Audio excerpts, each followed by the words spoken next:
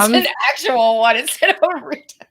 It's not like Caroline forgot that she didn't make coffee this morning, and so she's running on fumes. That's not a legit excuse. The legit excuse is Caroline couldn't hear Tracy. Caroline literally could not hear Tracy. Literally.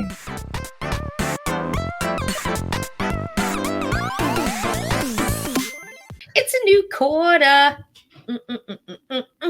And for Caroline and I, we are massive planners. We like to map everything out so that we could just follow along to our plan. And it's the start of a new quarter. So that means we are going to talk today about planning for the next quarter, the next 3 months. We talked about this and how we kind of like to break things up into quarters. So you can break things up into whatever you want to, because I say this with my budgeting people, but I think that it's important to say it for us too.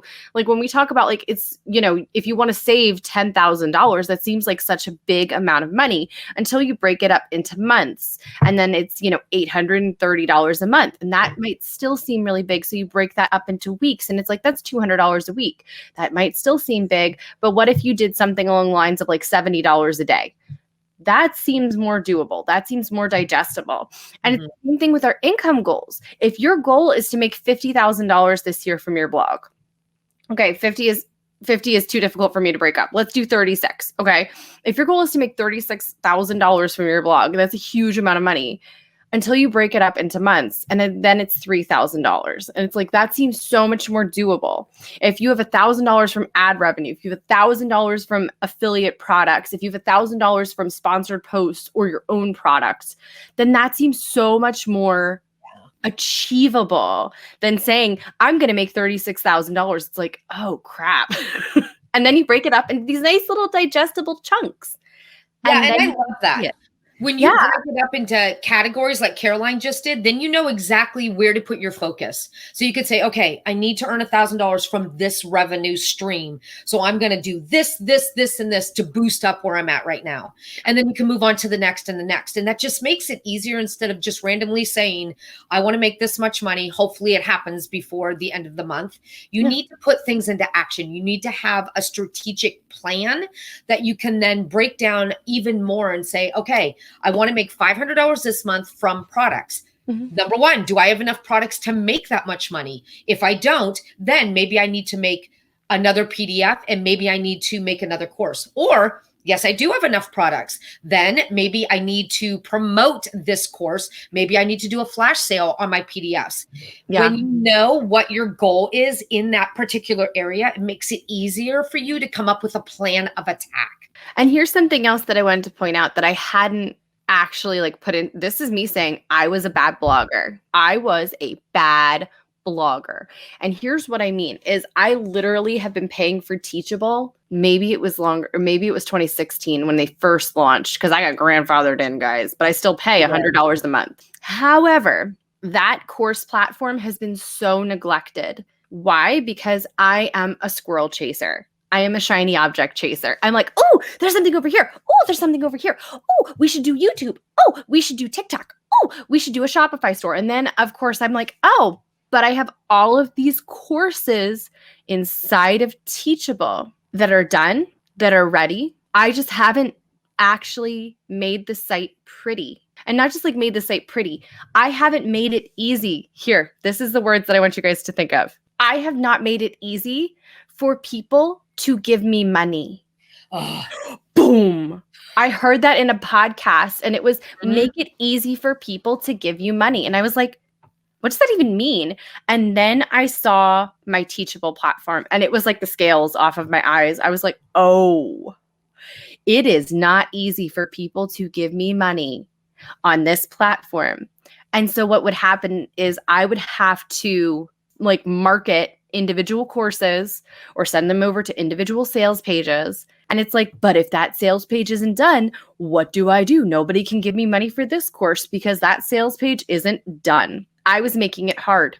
And so this is me saying one of those things that comes along with having those income goals is finding areas where you are not making it easy for people to give you money. Yeah. I don't want you guys to get held up on making it easy. Basically, all that means is it easy to find? Once they find it, is it easy for them to know what your products are about? Like have a description for your course, have a description for your products. And number 3, is it easy for them to find the buy button? I can't tell you how many times people don't buy because they can't find the buy button. That's it. Just those 3 things. Yeah. They need to find the shop. They need to find the product. They need to find the buy button. That's it. Yeah.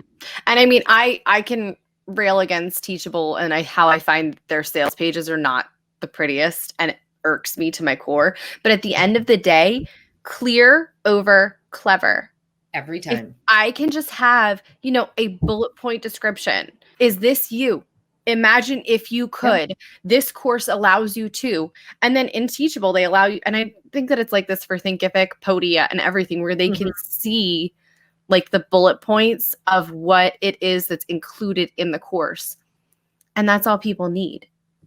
It doesn't need to be difficult. It doesn't need to be something that is like, oh, I can't promote this because I don't have an 18 scroll sales page on lead pages. No, I agree. Get it done. Done is better than perfect in the beginning. You can go back and tweak it. But for right now, stop getting held up on the perfection label that we give ourselves. Yeah, perfectionism. Thank you. That's all I need. 3 more letters. Don't get hung up on that, guys. You just need to have the clear points there and make it easy to find. So we are going to talk really quickly about setting income goals because like we said, we did a huge webinar that a lot of you purchased, and we talked about this 3 weeks ago in this group. So basically, when you're setting income goals, you first need to know where you are now, and then you need to know where you want to be.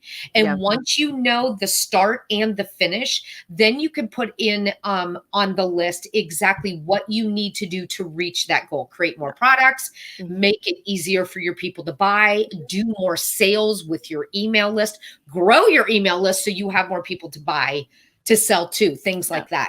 And then once you have those 2 things done, then you can break it down and make a plan. So this week, I am going to tweak my one product that I always sell in the summer and get it ready for that promotion. Or next week, I'm going to run a 25% off sale on this one course.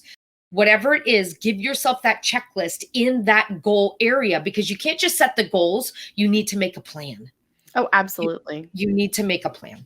Absolutely. Because what is the quote that I told you to look up? A goal without a plan is just a wish. And don't get me wrong, like there's so many things about like our businesses where it's like, I want to make, call it 50. Say you're thinking initially like 36, but you're like, you know what? 50 feels better. I want to do that. And it feels like there's so many different things that are unknown right now. What I want you guys to focus on, if you're like freaking out over that concept and you're like, well, I need to sell X number of courses at X number of dollars in order to make that. And if I don't do that, then I'm a failure. First off, you're never a failure. Number 1.